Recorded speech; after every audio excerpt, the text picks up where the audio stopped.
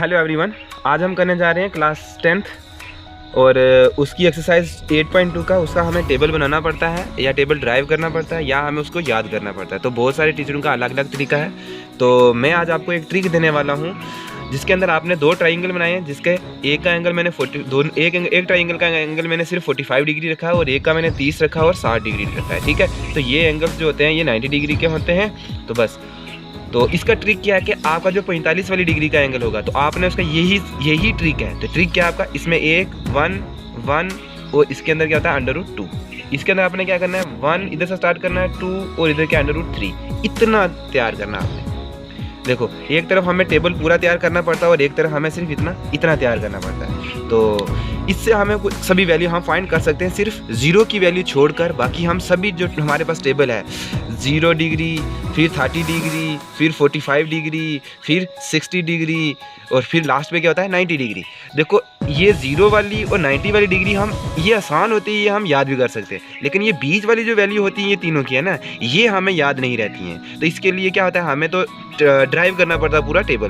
तो एग्जाम के अंदर टाइम नहीं होता है तो हम ड्राइव करेंगे तो ज़्यादा हमारा टाइम कंज्यूम हो जाता है। इसलिए मैं सिर्फ इनकी आपके साथ क्या लेके आया हूँ, एक ट्रिक यही था कि पहले ट्राइंगल के अंदर आपने क्या लिखना है, एक ही एंगल लिखा मैंने 45 डिग्री का और ट्रिक क्या था 1 और √2। और दूसरा ट्राइंगल मैंने 30 और 60 डिग्री का रखा, उसके अंदर आपने क्या ट्रिक क्या था 1, 2 और 3। ये जो नोटेशन है ये नोटेशन आपने नहीं भूलनी है, इससे आप हर वैल्यू फाइंड कर सकते हो।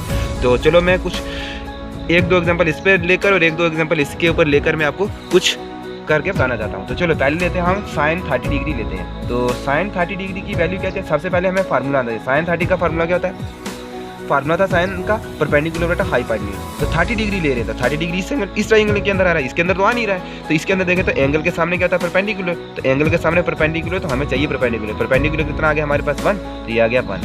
और हाइपोटेन्यूज कितना था 2, तो हाइपोटेन्यूज दोनों केस के अंदर कभी चेंज नहीं होगा, तो हाइपोटेन्यूज ये रहने वाला। तो हाइपोटेन्यूज आ गया 2 और sin 30 की वैल्यू कितनी आ चुकी है 2। अब मुझे मान लो कि tan 60 डिग्री फाइंड करना है। क्या tan 60 डिग्री मुझे फाइंड करना है। tan का फॉर्मूला क्या था, परपेंडिकुलर बटा बेस। तो 60 डिग्री इसके अंदर, तो एंगल के सामने ही बस आपने ये डिसाइड करा, एंगल के सामने क्या था परपेंडिकुलर, तो लिख दो परपेंडिकुलर। पहले क्या था परपेंडिकुलर, तो मैंने परपेंडिकुलर लिख दिया। उसके बाद बेस चाहिए, तो बेस कितना है 1, तो tan 60 होता है √3 के बराबर होता है। ठीक है, अब एक और वैल्यू ले लेते हैं इसके में। तो tan बोलो मान लेते हैं कि sin 45 ले लेते हैं। कितना sin 45 डिग्री, साइन का फॉर्मूला वापस वही रहने वाला है परपेंडिकुलर बटा हाइपोटेन्यूज।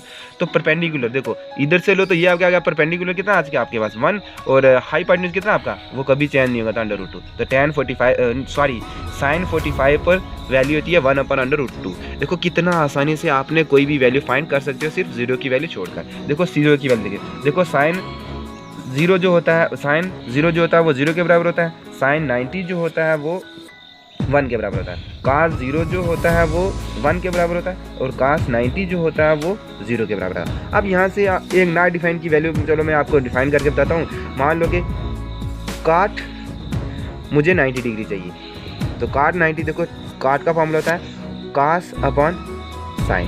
तो इधर 90 डिग्री इधर भी 90 डिग्री लगाओ और इधर भी क्या लगाओगे 90 डिग्री। तो 90 डिग्री दोनों की, देखो sin 90 डिग्री भी हमारे पास है और cos 90 डिग्री भी हमारे पास है। sin 90 कितना है, देखो cos 90 हमारे पास कितना है 0 और sin 90 हमारे पास कितना है 1। तो 0 डिवाइड बाय 1 करो तो आंसर आपका क्या आता है 0 को किसी चीज़ के साथ डिवाइड करो तो आंसर 0 आता है। फिर मान लो कि मुझे tan 90 की वैल्यू फाइंड करनी, तो इसी का रिवर्स होता है tan 90। देखो sin 90 चलो ना डिफाइन हुआ, चलो 90 कर लेते हैं। sin 90 डिवाइड बाई cos 90, तो देखो 1 ऊपर चला जाएगा और 0 नीचे आ जाएगा। जैसे इसका भी रिवर्स कर दो तो क्या हो जाएगा इससे, तो क्या हो जाएगा 1/0, तो 1/0 क्या होता है ना डिफाइन। तो इसे यही ट्रिक था आपके लिए। अगर आपको मेरी वीडियो पसंद आई है तो लाइक और शेयर और सब्सक्राइब करना ना भूलें। तो इसके बाद मैं इस एक्सरसाइज के क्वेश्चन करने वाला हूँ, फिर आपको ये मेरा जो टेबल है, ये जो मेरा ट्रिक है वो आपको अच्छे से समझ में आ जाएगा। तो आज के लिए बस इतना ही।